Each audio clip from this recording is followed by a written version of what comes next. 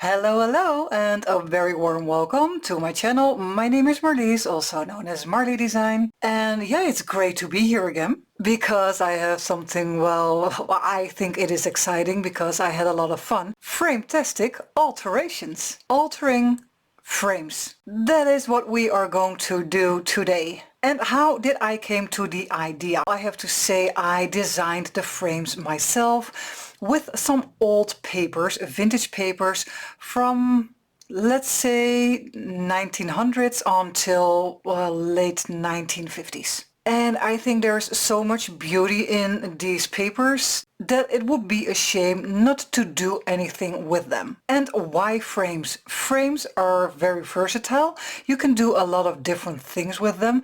Yeah, well, you can already see here on my table how the end result will be. And I just want to take you along on my journey while I am playing with these frames. I have the frames in two different sizes, rectangle size and a square. That already is a difference, so you will have two types of frames. Then every background is different.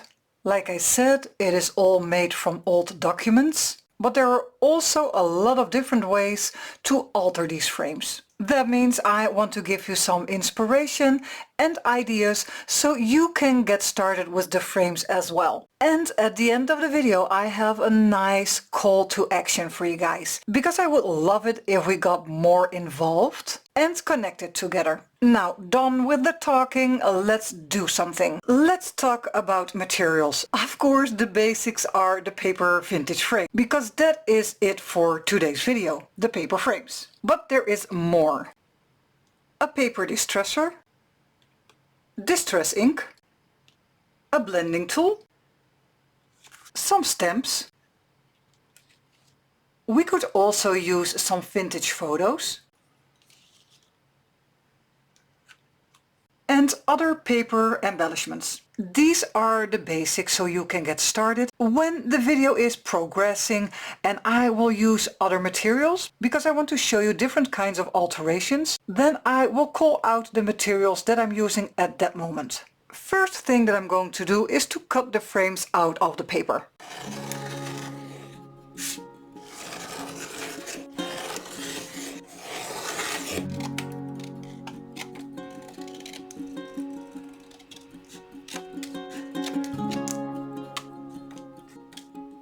And because I am starting with just, let's say, a basic frame, the way it is presented and then like the photo in the white area, the next step will be that you need some kind of an old vintage photo picture that could go inside of the frame. These photos, the size is not the exact size of the frame. The photo is a bit bigger. So there are two options. You can make them fit, so cut off a strip of the photo. And the second option is, when you do not mind, just glue it down the way it is right now. I am going to trim the photos into the right size of the frame. The way the papers are right now are a little bit too, well, too clean to my liking. I want them a bit more worn and stained. For distressing the edges, I will use a paper distresser.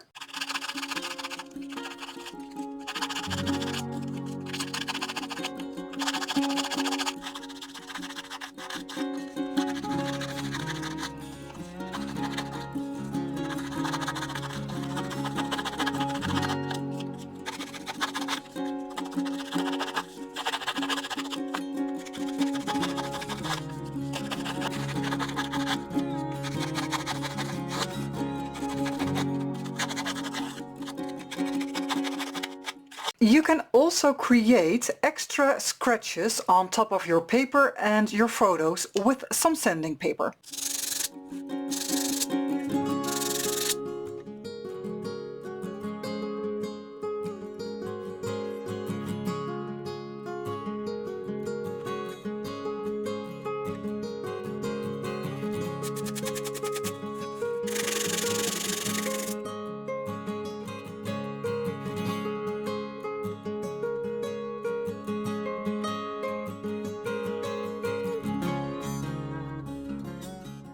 So first we have distressed all the edges on the papers and on the photos. Second of all, we did some sanding on top of the vintage photos and also on the frames. But there is one other thing that you can do to make your papers look a little bit more old and worn. And that is to crumple your paper.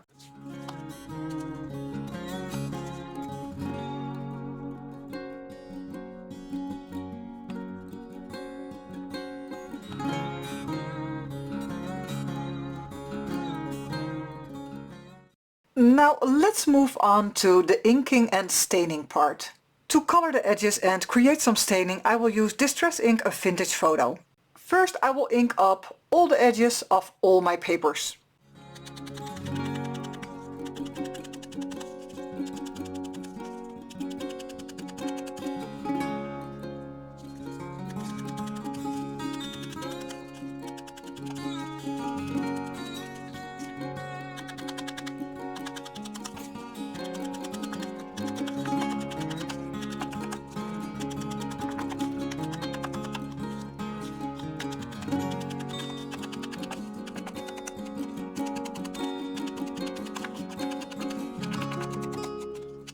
All the edges are inked up and now I want to create some staining. I will do that with the same ink pad.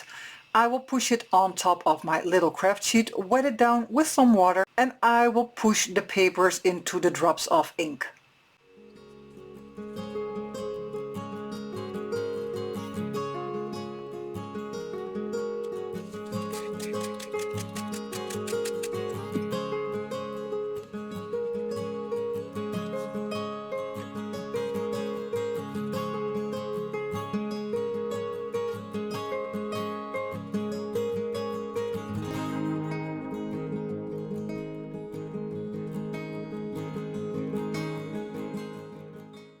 There is more than enough ink left to also do some splattering on top of my vintage photos.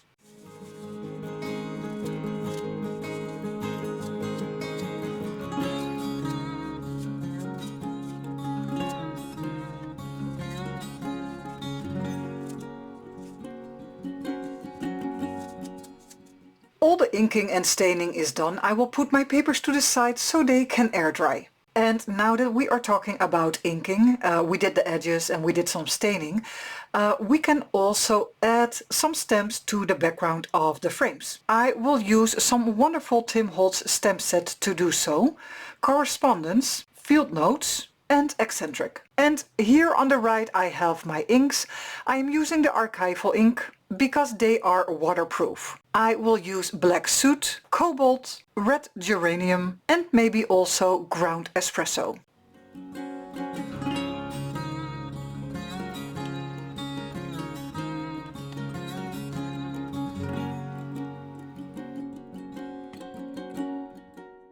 The next step is to glue down the vintage photo inside of the frame.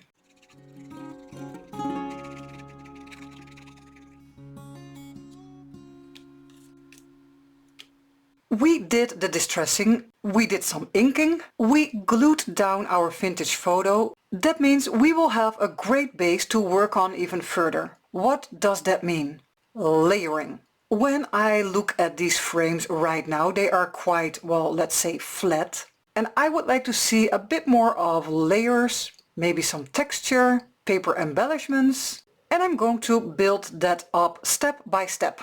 And keep in mind, every little and small detail will add up to a nice result. What I'm going to do first is give these frames a little bit of a backing, so they will be popping out a bit more.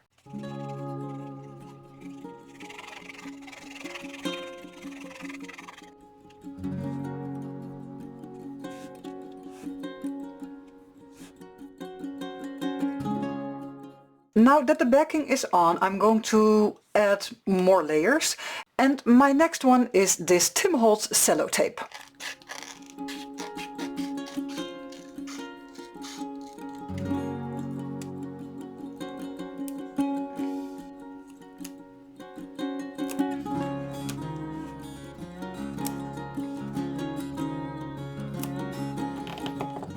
To add a little bit more interest and also texture, I am going to use some stitching on the sides of the vintage photos.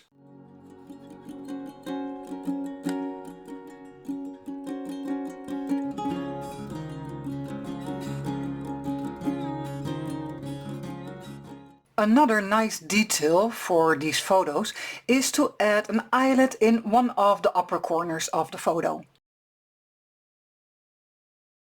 To add even more layers and textures on the frames, I'm going to use small pieces of ephemera. I got out some labels and my worn out numbers. And here I have some film strips printed on vellum. And you can already see I made a little layout and I focused on the areas underneath the vintage photo. First I will ink up all my pieces of ephemera and then we can glue them down.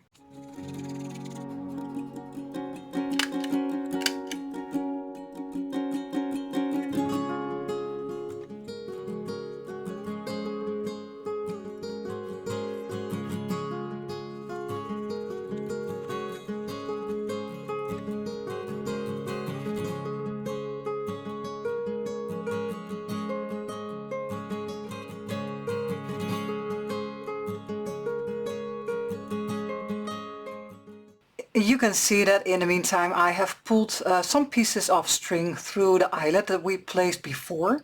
And there is one thing left that I would like to do, and that is to add a black splatter. And to do that I will use the Liquitex ink Carbon Black.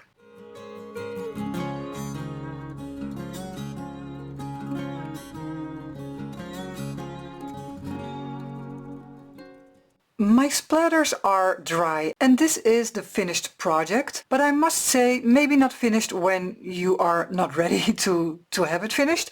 And that means you can still add on top of those little projects. You can still add paper clips, for example with some papers or labels. You can also pin something down on the string, or maybe you want to add a tab on the top of this frame. There are more than enough possibilities. But besides these four, I also made some other examples because I also want to show you a different approach on the frames. I also have these square frames, and instead of printing my vintage photos the way they are in a kind of sepia tone, I printed them in black and white. The backgrounds of these photos have some lighter areas, and I have stamped those areas with a bit of text. And because all of these three frames have a quite busy background, there is enough text or numbers. So I think you do not always need extra layers on top.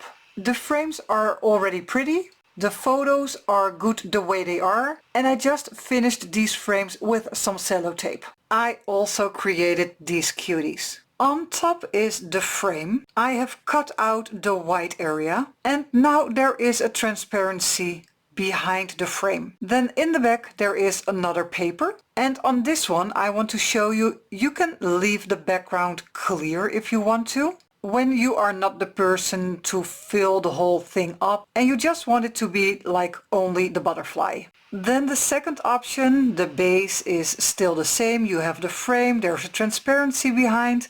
Then in the back I have some paper with the butterfly, but I added a text stamp and a stamp with little dots. Also finished the frame with some pieces of sellotape. But I also have another option. The base again is the same. I did a little bit of stamping in the background with the dotted stamp, but I also added remnant rubs. This one is underneath the transparency. This one is also underneath the transparency, but this one is on top. And it is just to give you some extra inspiration to find your own way in altering these frames. And this is my total overview of today's video. And I also want to ask you, when you see these frames and you have a great idea, please share it in the comments down below so everybody gets to read it. Also, we'll get some extra inspiration. I really enjoyed making this video